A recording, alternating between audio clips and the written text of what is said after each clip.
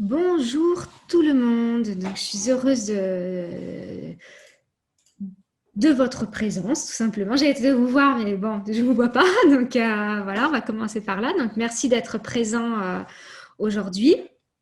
Donc, je vais vous présenter donc la traduction animalière, en quoi ça consiste, ce qui me fait vibrer au quotidien dans mon métier.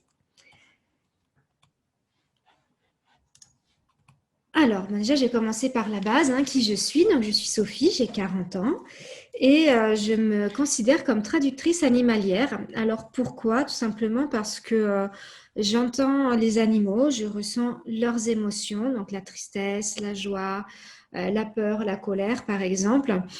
Quand ils n'arrivent pas à m'expliquer une situation, eh bien, ils me la montrent, donc j'ai des flashs. Et je perçois aussi le goût et les odeurs des animaux. Par exemple, un chien qui aime le ragoût de sa maman, eh bien, il va me le faire ressentir. Donc, je vais avoir vraiment le goût du ragoût dans la bouche et l'odeur dans le nez. Alors, pourquoi je communique avec les animaux? Donc, tout simplement parce que j'ai envie de les aider. Par exemple, s'ils vivent une situation difficile, comme un déménagement par exemple, je peux leur expliquer la situation et ils vont mieux le vivre. Ça va aider aussi les maîtres. Donc, par exemple, j'ai eu le cas d'un chien qui réveillait sa maîtresse toutes les nuits à 3 heures du matin parce qu'elle était en plein déménagement et il ne comprenait pas où aller ses jouets. Donc, il était très stressé et il la réveillait pour aller faire ses besoins dehors. Donc, quand ça fait 2 semaines que c'est comme ça, c'était un peu pénible pour elle. Elle était fatiguée. Et à partir du moment où je lui ai expliqué la situation, qu'il allait changer de maison, eh bien, il a pu faire ses nuits complètes et sa maîtresse a pu faire ses nuits aussi complètes. Donc, c'est quand même plutôt pratique. Je fais ça aussi pour réveiller les consciences, pour montrer aux personnes que les animaux sont des êtres émotifs, qu'ils comprennent tout ce qui se passe autour d'eux et qu'ils ont aussi, ils sont aussi touchés quand ils perdent un être cher, donc leur maître ou un compagnon à quatre pattes par exemple. Et je fais ça aussi pour réaliser mon rêve ultime qui est de partir au Rwanda pour aller à la rencontre des gorilles et pouvoir leur parler dans leur milieu naturel et pouvoir profiter de leur sagesse. Voilà. C'est quelque chose qui me pousse tous les jours à me lever et à transmettre le message de nos animaux. Alors, comment ça marche? Donc, c'est quelque chose que tout le monde peut faire parce que tout le monde a une glande hypophyse dans le cerveau. Donc, la seule chose qui me distingue, c'est qu'elle est un petit peu plus musclée que la normale, ce qui fait que ça fait comme une antenne. Comme une antenne. Et elle me permet de capter la 4G Made in Univers. Donc, grâce à cette antenne 4G, je peux me connecter au cloud. Donc, c'est un grand nuage où on a tous les êtres vivants qui sont répertoriés.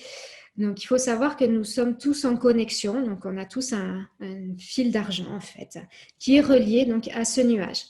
Et quand on me montre une photo d'un animal avec son prénom, ça fait comme un coup de téléphone pour moi. Je peux composer le numéro. Donc, je compose le numéro et je peux parler avec n'importe quel animal, euh, que ce soit un chien, un chat, un cheval, une tortue, une araignée. Ça marche avec tous les animaux. Et bien sûr, comme tout réseau téléphonique, il n'y a pas de frontières. Donc, tout simplement, ça fonctionne avec un animal qui est aux États-Unis ou au Japon ou en Afrique ou dans la ville de Lille. Ça marche très bien. La communication est toujours claire et fluide. Donc, ça fonctionne partout, n'importe quand. Et avec des êtres autant vivants que décédés. Alors, donc, tout comme l'homme, les animaux ressentent le plaisir et la douleur, le bonheur et le malheur. Donc, tous les animaux sont exactement comme nous. Si un animal voit son maître en difficulté, il va ressentir par exemple de la colère si son maître se fait agresser. Il va ressentir du bonheur quand, par exemple, son maître et sa maîtresse ont un bébé, par exemple, ou se marient. Ils sont très dans l'empathie et ils ressentent tout fois 10, voire fois 100 en fonction de leur caractère. Donc, ma spécificité, que je vais développer après au cours de ce webinaire, c'est que les animaux me montrent l'aura de leur maître. Ils me montrent aussi les chakras qui sont non alignés ou en déséquilibre, par exemple, et certaines vies antérieures de leur maître. Donc, on va commencer par l'aura. Donc, l'aura, c'est tout simplement un halo lumineux qui entoure notre corps physique. Et c'est constitué de plusieurs couches, un peu comme une poupée russe en fait. On a notre corps physique et toutes les autres couches autour. Voilà. Et chaque couche interagit avec notre corps physique au travers de nos chakras. Donc on a cette corps énergétique et chacun a un but bien spécifique que je ne vais pas développer parce que ce serait un peu trop technique et ce n'est pas forcément le but. Là, c'est vraiment pour vous expliquer comment ça fonctionne. Donc, l'aura, il y a peu de personnes qui peuvent la voir. Donc, moi, je peux la voir, mais pas en couleur. Je vois juste un halo lumineux blanc. Voilà. Les animaux, eux, la voient en couleur et il y a à peu près 5% de la population qui la voit en couleur.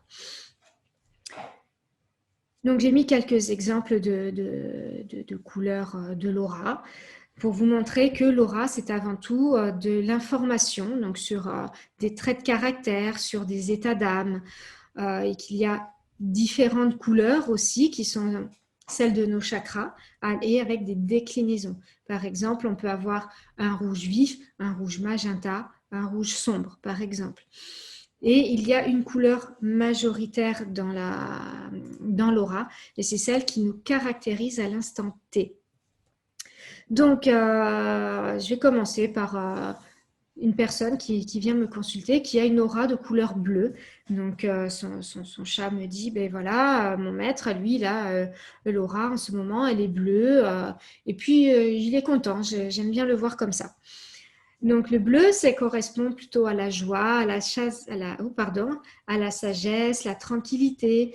C'est quelqu'un qui cerne bien les gens. Donc, s'il est entrepreneur et qu'il y a quelqu'un qui vient pour l'entuber, il va le sentir de suite, il va le voir. C'est quelqu'un en général qui a un sens de l'honneur assez développé, qui est dans l'accomplissement et dans l'équité.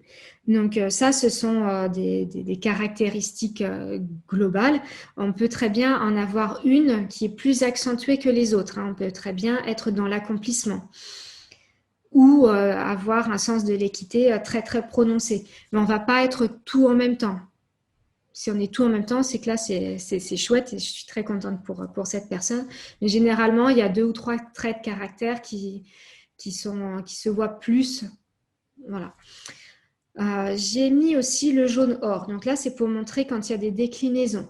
Donc, une personne qui a une aura jaune or, donc on va commencer par décrire le jaune, qui est une personne qui est très dans la sagesse, qui a une certaine intelligence, que ce soit émotionnelle ou intellectuelle, qui est dans l'amour, le rayonnement, donc c'est quelqu'un qui se met en avant et qui a un certain talent pour la communication.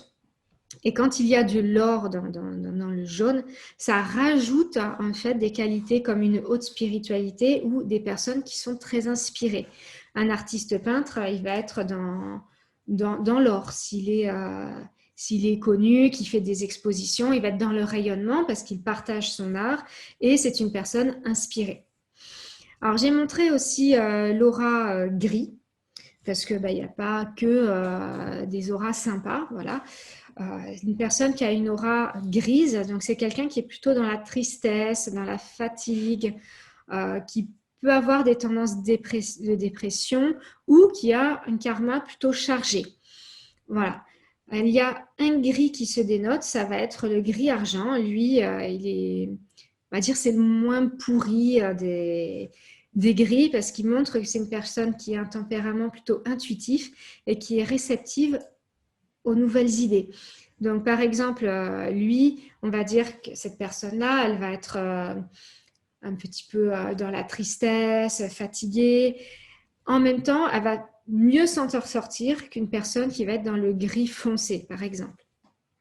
Tout simplement parce qu'elle est ouverte aux nouvelles idées. Alors, donc l'aura, elle n'est pas fixée dans le temps. Elle évolue en fonction de nos expériences de vie. C'est très simple. Une personne me consulte parce que son chien, il le trouve un peu triste, moins enjoué, il a moins d'activité, il dort beaucoup.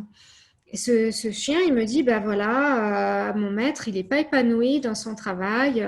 Regarde son aura, comment elle est. Il me montre que cette personne a une aura jaune citron. Donc, le jaune citron, ça caractérise tout simplement que cette personne n'a pas de sens dans son travail, qu'elle a peut-être de mauvaises relations aussi avec ses collègues et que tout simplement, elle n'est pas heureuse dans son travail. Donc, je vais lui retranscrire cela, que son animal trouve que il n'est pas heureux dans son travail et ça le rend triste en fait de ne pas voir son maître épanoui. Donc, cette personne après ça, me dit, bon bah oui, en fait, il y a beaucoup de personnes qui me le disent, mais si c'est même mon chien, c'est quand même bizarre. Donc, il décide de se remettre en question ou pas.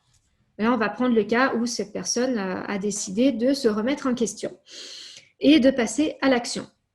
Donc, tout simplement, on va laisser 6 mois et elle reconsulte pour son chien, voilà, pour voir s'il est plus heureux aujourd'hui, s'il a quelque chose à lui partager. Et son chien me dit, regarde, maintenant, son aura, elle a changé et je suis beaucoup plus heureux. Donc, quand il y a un changement d'aura, moi, il me les montre un peu comme une pétale de fleur. C'est assez joli, où on voit au milieu du pétale, il y a un petit liseré qui représente l'ancienne aura. Donc là, on va dire que le petit liseré au milieu du pétale est jaune citron. Et tout le tour, tout le reste du pétale, on va dire, est vert émeraude.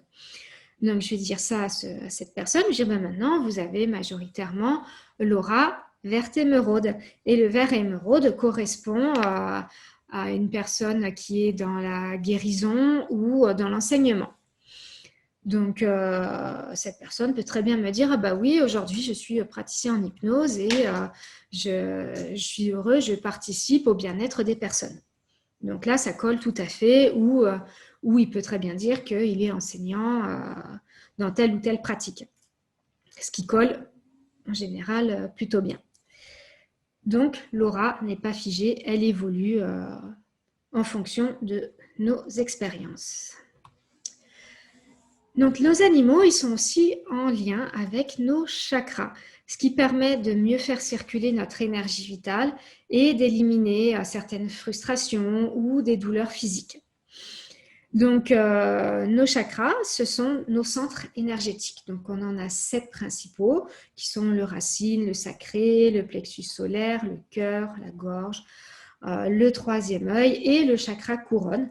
Mais on a aussi de nombreux chakras secondaires qui sont utiles à notre équilibre et à notre bien-être. Donc, voilà, on va continuer. Donc, les animaux, eux, me transmettent des informations sur les chakras de leurs propriétaires. Ils vont me dire, par exemple, que il y a un chakra qui est un peu désaxé, qu'il est un peu dévié sur la droite, donc qu'il faut travailler pour le réaligner avec les autres. Ou par exemple qu'un chakra est déséquilibré, donc il va être trop ouvert ou trop peu ouvert, tout en sachant qu'un chakra n'est jamais complètement fermé. Si on a un chakra qui est complètement fermé, c'est qu'on est mort parce que l'énergie ne circule plus. Donc, il peut être très, très, très, très peu ouvert, comme une petite aiguille de couture. Donc, l'énergie, elle passe quand même difficilement, mais elle passe. Et l'animal va me donner aussi des indications pour les rééquilibrer. Donc, ça peut être bien, il va donner une petite liste de pierres pour travailler avec les pierres si le propriétaire est à fond dans la lithothérapie, par exemple, ou des prières ou des méditations aussi pour aider au rééquilibrage. Donc les chakras, j'en ai listé quelques-uns, ont chacun une fonction. Donc je vais commencer par le chakra racine qui lui nous ancre à la terre. Et c'est lui qui nous fournit en fait notre énergie vitale qui est essentielle à notre vie. Et ça, c'est grâce à sa connexion avec le champ magnétique de la terre. Donc quand on marche pieds nus, plus on marche pieds nus et plus on est connecté en fait à la terre et ça entretient en fait notre chakra racine. Le chakra du cœur, lui, c'est plus l'amour inconditionnel. C'est vraiment notre noyau en tant qu'être. Il va connecter notre corps physique et notre âme. Donc, c'est plutôt intéressant aussi de le travailler. Ça va travailler notre ouverture aux autres, notre amour aux autres et aussi à nous-mêmes. J'ai mis aussi le plus connu, donc le troisième œil, qui lui est vraiment lié à l'intuition. Donc lui, il saisit toute la vérité et il voit au-delà en fait de la réalité. C'est par exemple, vous rencontrez quelqu'un lors d'une soirée et vous vous dites à l'intérieur, je ne le sens pas. Donc ça, c'est votre troisième œil en fait qui parle parce qu'il voit au-delà. Et j'en ai mis un petit dernier, donc le causal. Alors le causal, il n'est pas très connu et pourtant il est extrêmement utile quand je suis en lien avec les animaux. Parce que lui, il est en lien, il est relié en fait à la bibliothèque universelle. Donc c'est grâce à ce chakra causal, j'ai accès donc à votre dossier en fait. Enfin, c'est votre animal qui a accès à votre dossier et c'est lui qui me retranscrit les vies qu'il a vécues avec vous, mais pas que. J'espère que je suis assez compréhensible. Donc, faut le dire. S'il y a des questions, vous pouvez les poser. Voilà. Donc, j'espère que je me fais bien comprendre. C'est un petit peu technique. Donc, on est bon? Oui. Ok. Donc, on va continuer avec nos vies antérieures. Donc, elles influencent notre vie actuelle.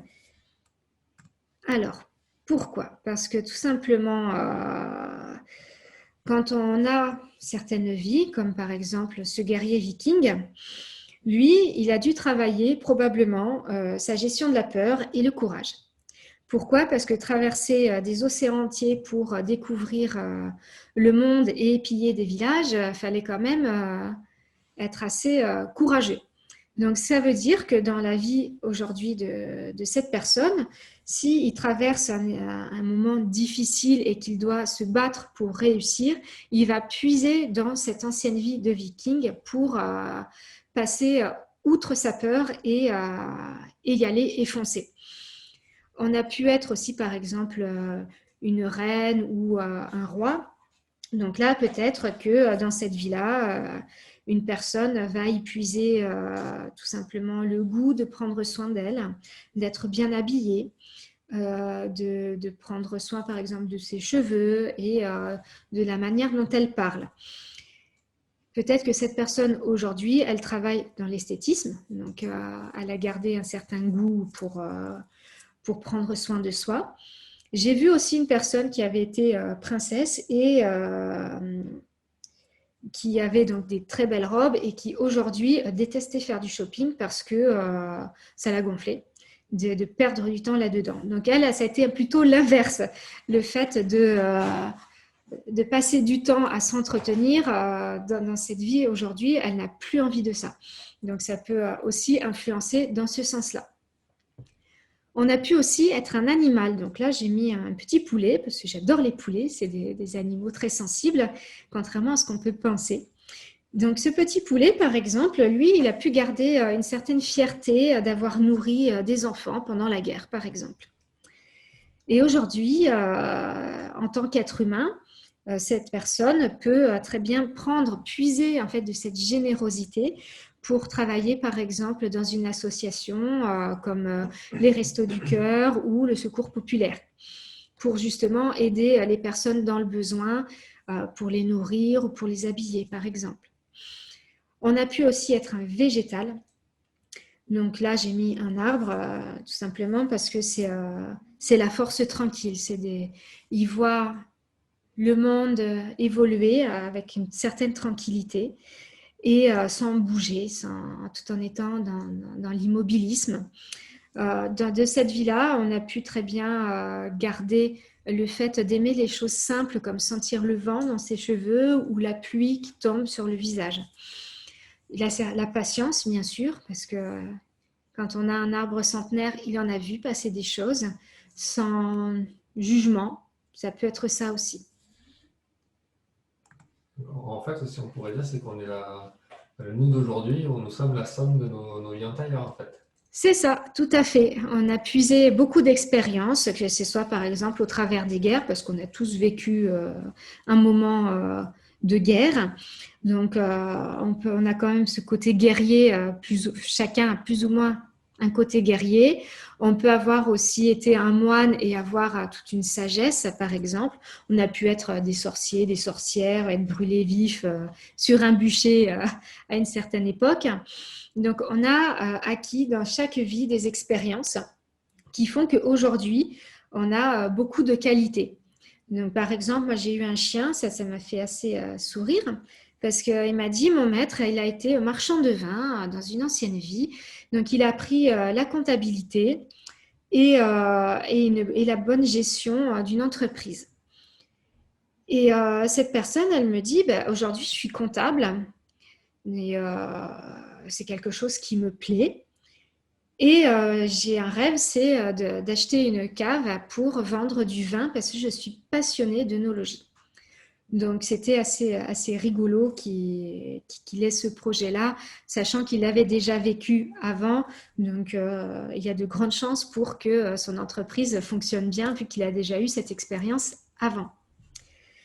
Donc pour moi, les animaux, ce sont vraiment des anges qui sont venus nous aider pour évoluer, pour être de meilleurs êtres en fait. Donc, quand un animal entre dans notre vie, ce n'est pas un hasard, c'est un choix de sa part. C'est lui qui choisit de venir dans notre vie et non l'inverse. Donc, ça peut paraître bizarre parce qu'on se dit oui, mais mon chien, je suis allée le chercher à la SPA ou dans une association.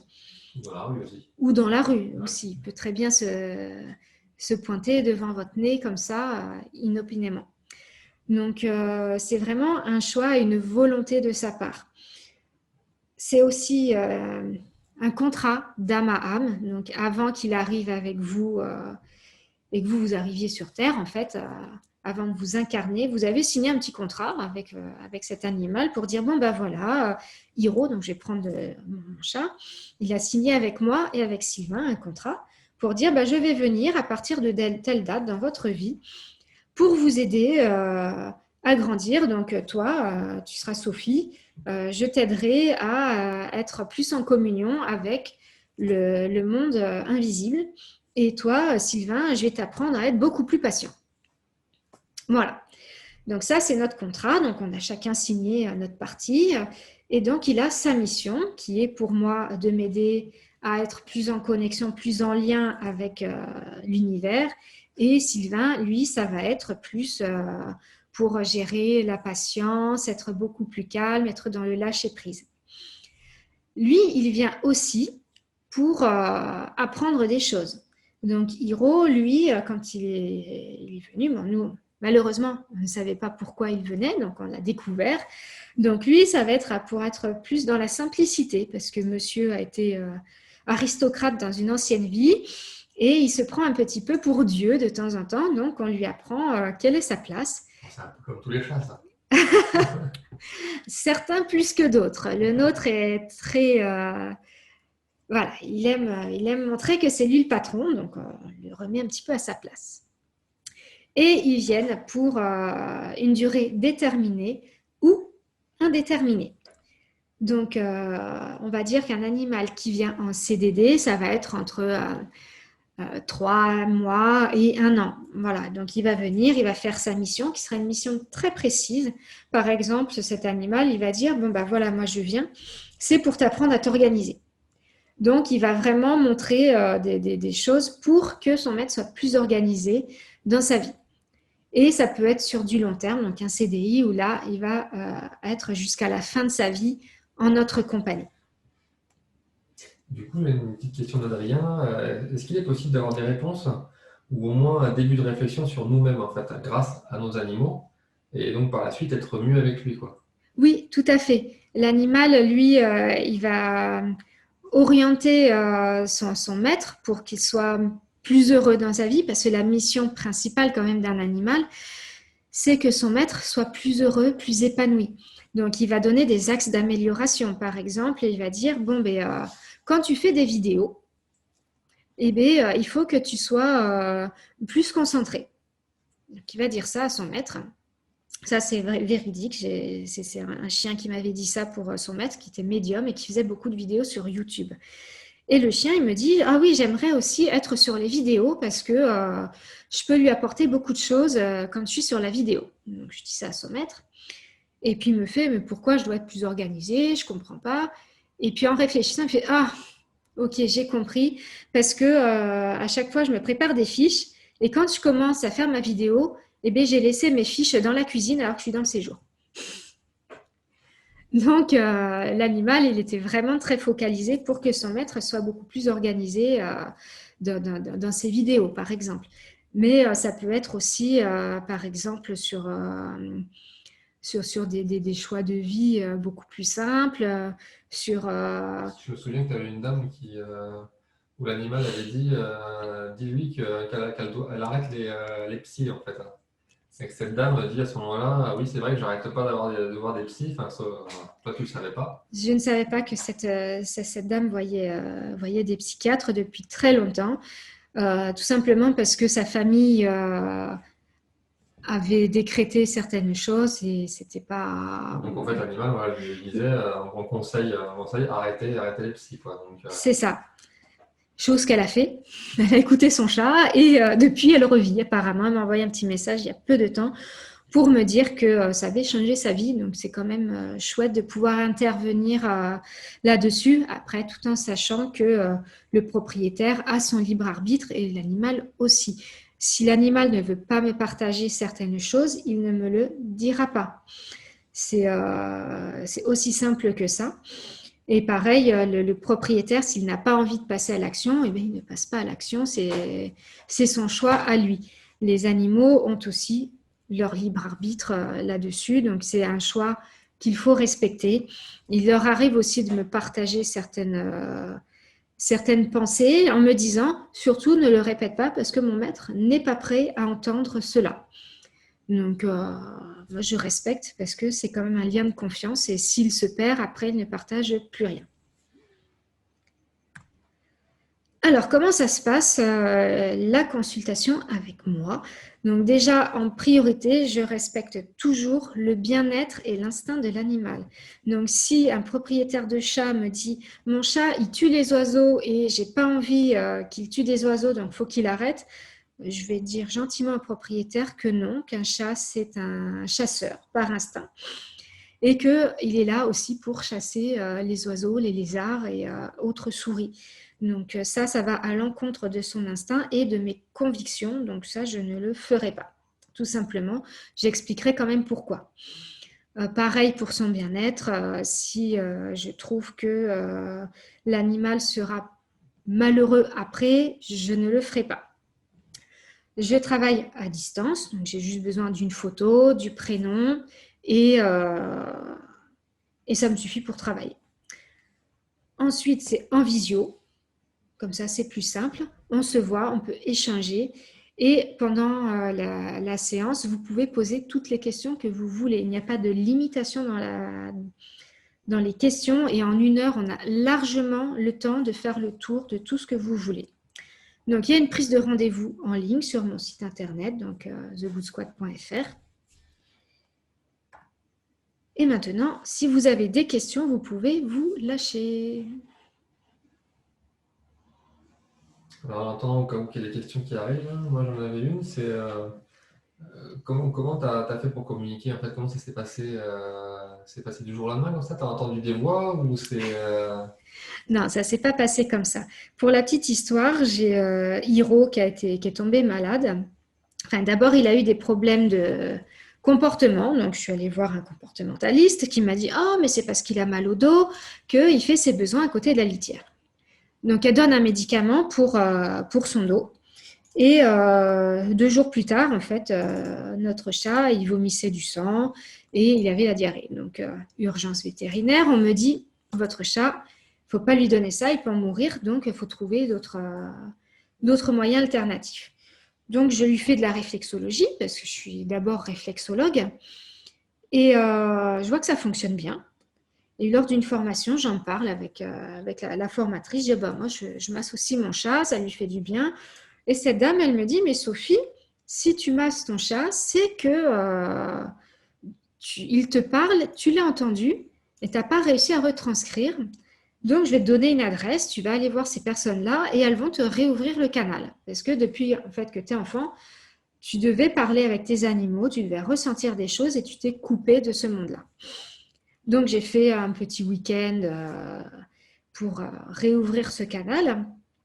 Et, et en fait, au bout de la première journée, j'entendais mon chat, je pouvais discuter avec lui comme si c'était quelque chose de très naturel en fait. Donc, c'était une très belle expérience, même si à la première communication, il m'a un petit peu jetée comme une malpropre parce qu'il n'avait pas envie de parler avec moi, il savait que j'allais le gronder pour ses problèmes d'hygiène. Mais ça s'est vite réglé après, une fois qu'on a pu négocier ensemble. Donc voilà pour la petite histoire de comment je suis arrivée à cela. Et tu penses enseigner un jour la communication animale? Alors l'enseigner, j'ai beaucoup de personnes là depuis quelques temps qui me posent la question. Donc oui, ça viendra. Quand je ne sais pas encore, parce que pour l'instant, je me concentre vraiment sur leur bien-être, sur retranscrire fidèlement ce qu'ils me disent. Et oui, ça viendra. Pour l'instant, j'ai d'autres challenges en cours à relever.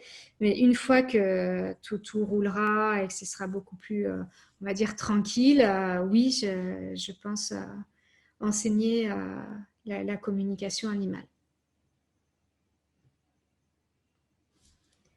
Ok, donc si les questions sont terminées, non. Si j'aimerais te poser juste un instant. Ah, Comment est-il possible de savoir ce que l'animal veut nous dire autant par rapport à lui que par rapport à nous en fait? Il dit, je lis souvent les deux car je pense que c'est lié, mais cela est peut-être faux. Faut-il passer par vous en pensant que c'est déjà une bonne première chose à faire, mais à long terme, est-il possible réellement de savoir exactement ce qu'il veut? alors un animal peut très bien s'exprimer. Donc, tout simplement, ça a dû à vous arriver, je pense, de lui dire, par exemple, je vais donner un cas concret. C'était un matin, j'avais Sylvain qui était assis dans le séjour, et moi j'étais occupée, je ne pouvais pas donner à manger à Hiro. Et je lui dis, je fais non, écoute, là je peux pas, mais va voir ton maître pour qu'il te donne à manger. Et il est parti direct voir son maître pour dire et tu me donnes à manger. Donc Sylvain ne l'a pas entendu textuellement, mais il a bien compris qu'il fallait se manger. Voilà. Donc les animaux savent très bien se faire comprendre. Après, c'est vrai que dans un premier temps, pour connaître les pensées de son animal, quand on ne sait pas, oui, c'est bien de venir me voir pour en parler. Comme ça vous donne déjà beaucoup d'axes pour le comprendre aussi, parce que des fois, on ne comprend pas son animal. Donc, c'est déjà un bon premier pas. Et après, ce que j'encourage toujours les gens, c'est de parler littéralement avec leur animal. Tout simplement parce que les animaux ont besoin aussi de communiquer. Donc, même si eux, ils n'arrivent pas à se faire entendre de manière verbale, voilà, ils aiment partager. Donc, quelqu'un qui rentre du travail, qui est fatigué, quand il a son chien à côté, c'est toujours bien de lui raconter sa journée parce que lui, il est resté à la maison. Il n'a peut-être pas eu beaucoup de social, par exemple. Il y a peu de personnes qui sont passées devant la porte d'entrée du jardin.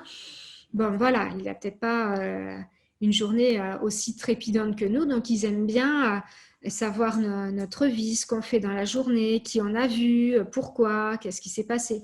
Voilà, c'est des choses vraiment, et plus on va le faire, et plus ça va créer du lien, en fait, avec son animal. On va peut-être pas s'en rendre compte de suite, mais c'est vraiment petit à petit.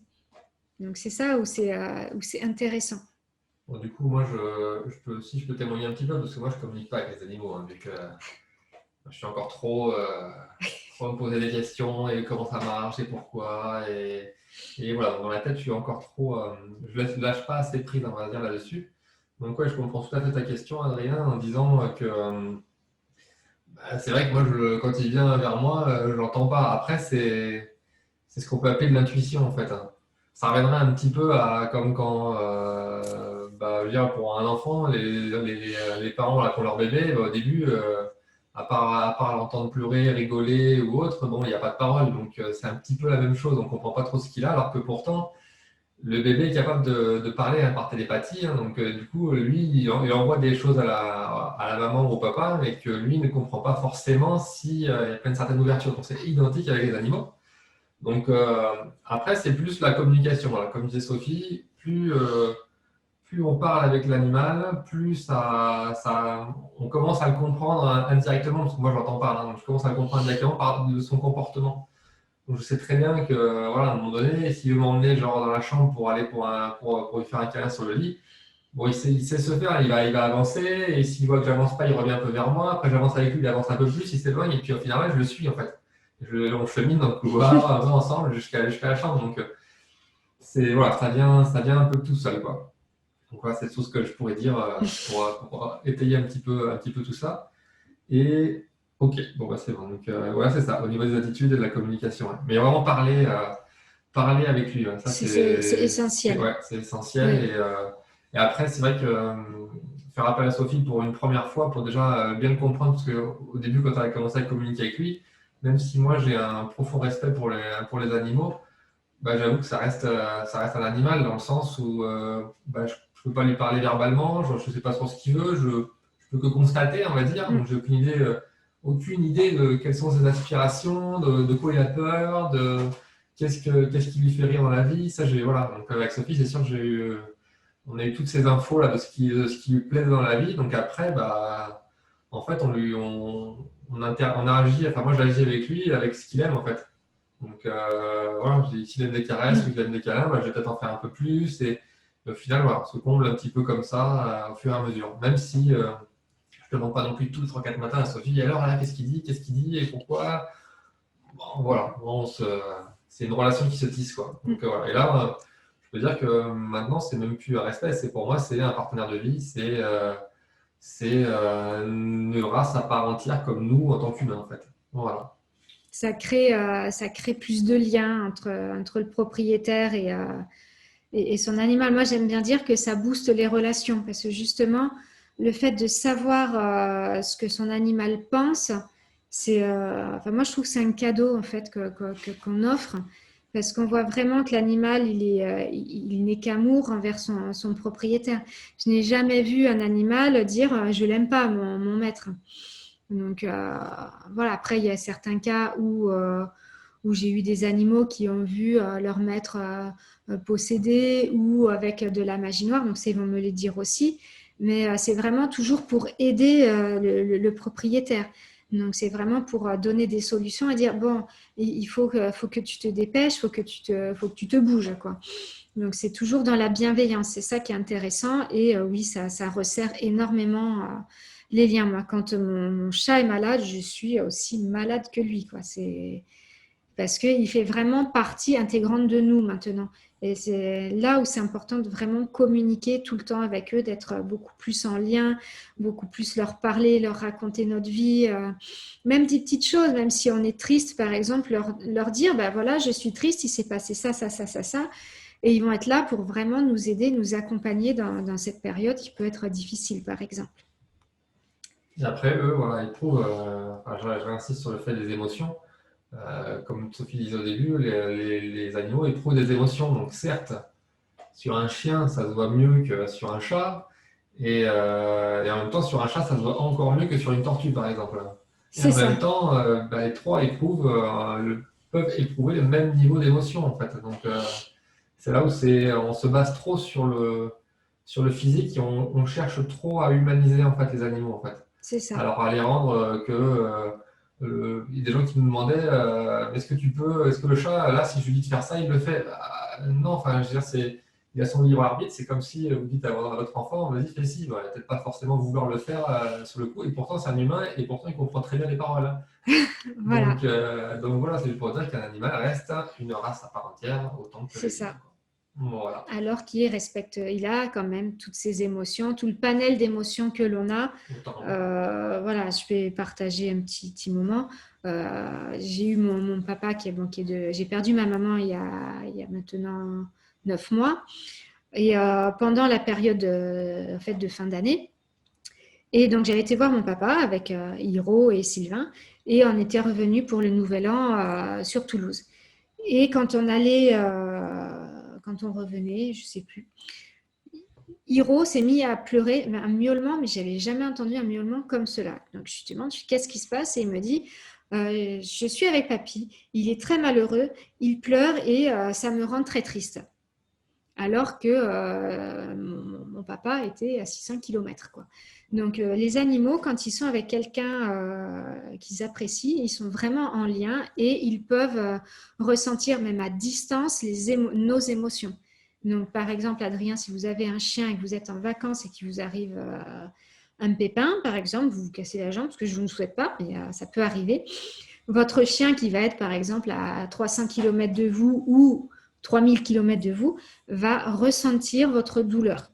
Donc c'est important de le savoir aussi parce qu'ils sont tout le temps connectés avec nous. Bon, du coup, je réagis juste sur Adrien pour ton message. Oui, tu as raison de parler. Et j'allais te dire, n'essaye pas. Fais-le. Fais-le juste. Voilà. Alors, on va passer à la suite, hein. Donc, comme vous avez été bien gentil d'être présent, voilà, donc je vous offre un petit bonus. Donc, c'est un soin en magnétisme à distance pour votre animal. Donc, c'est pas l'animal de belle-maman, c'est vraiment le vôtre. Donc, s'il a par exemple un problème à une patte, des douleurs au dos, au ventre, donc il faut bien le spécifier. Comme ça, je vais pouvoir agir vraiment sur la zone pour le soulager. Ce soin va comprendre aussi une réharmonisation de ces chakras parce que eux aussi, ça peut être un peu trop ouvert ou trop fermé ou des accès. Donc voilà, on va le remettre bien comme il faut. Je vais le booster au niveau énergie pour remonter son taux vibratoire pour qu'il soit vraiment dans une très grande forme et je vais intégrer dedans une protection pour qu'il puisse garder toute l'énergie que je lui aurai transmise. Donc ça, c'est une offre qui est valable que jusqu'à dimanche soir minuit. Donc là, vous pouvez me contacter par email, par Messenger, par WhatsApp, par tout ce que vous voulez. Et voilà, j'aurais juste besoin pour cela de la photo de votre animal, de son prénom bien sûr, parce qu'avant, je vais quand même parler un petit peu avec lui pour lui expliquer ce qui va se passer pour lui. Donc, s'il a des désirs particuliers en soins. Et puis aussi un peu le checker de temps en temps, s'il a la tête qui tourne, des choses comme ça peut arriver aussi. Et lui expliquer qu'après, il faudra qu'il dorme et qu'il s'hydrate bien. Voilà, et puis Après, quand voilà. on dit offre valable jusqu'à dimanche, c'est pour se manifester en fait, hein. Parce qu'après, le rendez-vous, bien entendu, il peut être la semaine prochaine ou C'est après, ça. hein. Voilà, au moins se manifester avant dimanche, quoi. Voilà. Voilà. Bon, bah, je pense qu'on a fait le tour. Bah oui, hein, Vous avez d'autres. Je ne sais pas si vous avez des questions encore ou dans ces cas-là, bah, nous allons arrêter là. En tout cas, merci pour votre présence. merci à vous tous. C'est Et puis, bah, vous allez. On a enregistré cette fois-ci. oui. Donc là, vous aurez le replay si vous voulez le revisionner. Et puis voilà, on vous souhaite une très belle continuation. Il y aura d'autres webinaires qui normalement devraient avoir lieu, je pense, en novembre maintenant. Oui, en novembre, et ce sera sur les animaux walking. Donc, on va teaser un petit peu. C'est le changement d'âme Dans la vie, dans notre vie en général. Donc, voilà, il faut savoir qu'on peut notre corps peut changer d'âme pendant en notre cours de vie. route. Voilà, et les animaux ne sont pas une exception. Donc, je vais parler de cela la prochaine fois. Voilà. Donc, je vous remercie. Merci d'être venu et je vous dis à très bientôt pour un nouveau webinaire. Salut Chloé, Merci. au Au revoir. revoir.